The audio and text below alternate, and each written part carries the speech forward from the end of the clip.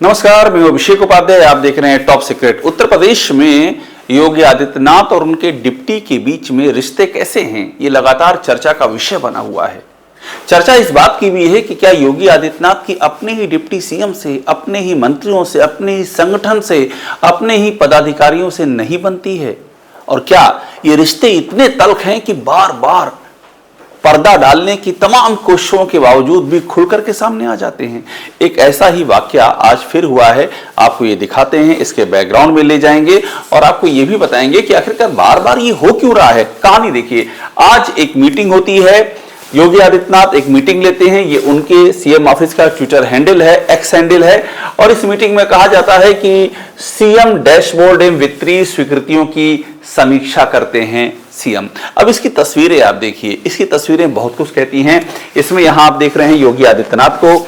ये जो है तस्वीर, इसको मैं थोड़ा सा जूम इन करके आपको दिखा दूंगा तो आपको दिखाई पड़ेगा। यहां एक तरफ बैठे हैं योगी आदित्यनाथ, एक और बैठे हैं ब्रजेश पाठक, और एक और बैठे हैं उनके कैबिनेट मिनिस्टर सूर्य प्रताप शाही।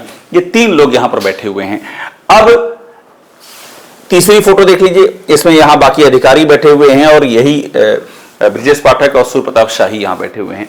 ये आपने देख लिया। अब बोलिए, इस फोटो में ऐसा क्या खास है, मैं इसे क्यों दिखा रहा हूं, क्या कुछ इसमें मिसिंग है क्या?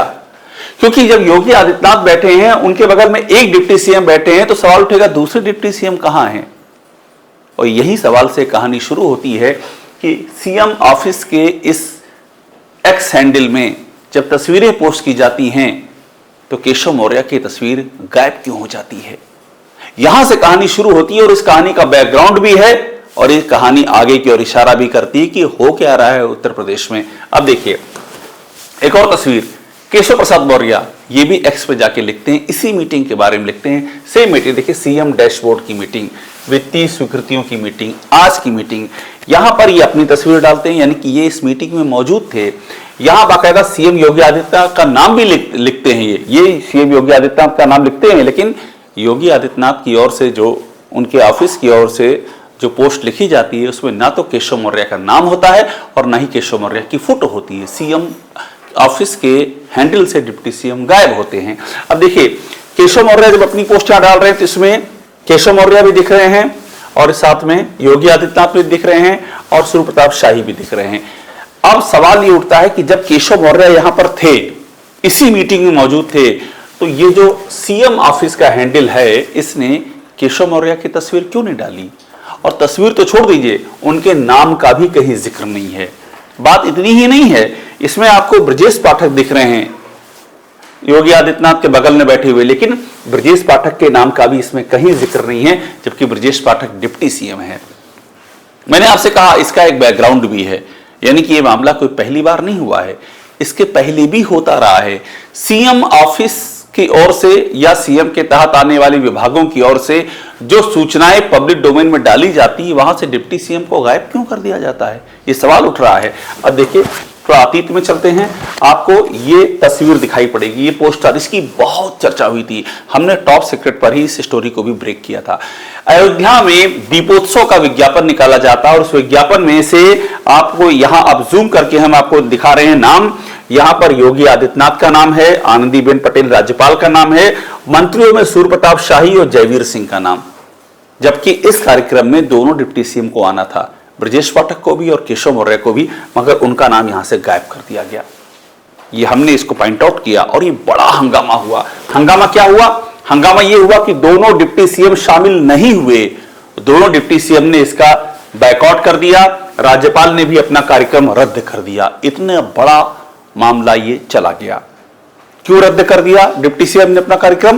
क्योंकि ये जो विज्ञापन सूचना ने जारी किया, इसमें दोनों ही डिप्टी सीएम का नाम नहीं था। ये बैकग्राउंड है, ये कहानी ताजी तस्वीर है।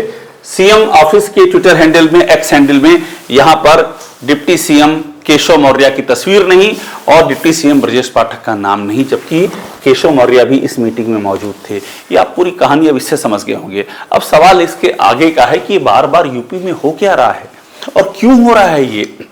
ये सभी की जानकारी में है कि योगी आदित्यनाथ और केशव मौर्य के बीच में रिश्ते कैसे हैं। ये भी लोग की जानकारी में कि कैसे केशव मौर्य एक मीटिंग में ये कह चुके हैं कि केशव मौर्य एक मीटिंग में ये कह चुके हैं कि योगी आदित्यनाथ और केशव मौर्य के बीच में रिश्ते कैसे हैं। ये भी लोग की जानकारी में कि कैसे केशव मौर्य एक मीटिंग में ये कह चुके हैं कि केशव मौर्य एक मीटिंग में ये कह चुके हैं कि योगी आदित्यनाथ और केशव मौर्य के बीच में रिश्ते कैसे हैं। ये भी लोग की जानकारी में कि कैसे केशव मौर्य एक मीटिंग में ये कह चुके हैं कि संगठन सरकार से बड़ा होता है, संगठन सरकार से बड़ा था, है और रहेगा। केशव मौर्य जब भी कहते हैं कि 2027 में हम जीतेंगे तो 2017 की जीत की याद दिलाते हैं, न कि 2022 की। 2017 का चुनाव उनकी अगुवाई में लड़ा गया था, जबकि 2022 में योगी सीएम थे। ये सब बातें सबकी जानकारी में हैं और ऐसे में इस तस्वीर का आना ये बताता है कि सीएम और डिप्टी सीएम के बीच में सब कुछ सामान्य नहीं है। चुनाव सर पर हैं, 1 साल बाकी है और बड़ी बात यह है कि ये बातें आज से नहीं, योगी आदित्यनाथ को 8-8.5 साल हो गए हैं सरकार चलाते हुए। जब से वो सरकार में हैं तब से ही अपने ही डिप्टी सीएम, अपने ही मंत्रियों, अपने ही संगठन, अपने पदाधिकारियों के पैरेलल और उनके विरुद्ध उनका काम करने का तरीका है, उससे जो असंतोष है उसका गुबार चारों ओर फैल रहा है। लेकिन योगी आदित्यनाथ के कार्य करने की शैली वैसी की वैसी ही है। सवाल ये उठता है, यूपी में नए प्रदेश अध्यक्ष पंकज चौधरी आ गए हैं, वे योगी आदित्यनाथ के साथ उस तरह से कहीं दिखाई नहीं पड़ते हैं जैसे स्वतंत्र देव सिंह पुराने अध्यक्ष दिखाई पड़ते थे। माना जा रहा है कि पंकज चौधरी की एक इंडिपेंडेंट छवि है और वो जो फैसले लेंगे संगठन के हित में लेंगे। और ऐसे में इसी पुरानी परंपरा का बार बार रिपीट होना कि सीएम के कार्यक्रम में डिप्टी सीएम का नाम, तस्वीर या जिक्र ही गायब कर देना एक बार फिर से सवाल खड़े कर रहा है कि जब स्थितियां बदल रही हैं, जब सेटअप चेंज हो रहा है, तो भी वही पुरानी परंपराएं क्यों चालू हैं और क्यों सरकार के भीतर का जो सेटअप है वो अपने भीतर बदलाव करने को तैयार नहीं है। और इसका परिणाम क्या होगा, दिल्ली तक क्या मैसेज जाएगा और दिल्ली इस पर क्या एक्शन लेगा, इस पर निगाहें लगी रहेंगी। टॉप सीक्रेट को देखते रहिए, लाइक कीजिए, इसे सब्सक्राइब जरूर कीजिएगा।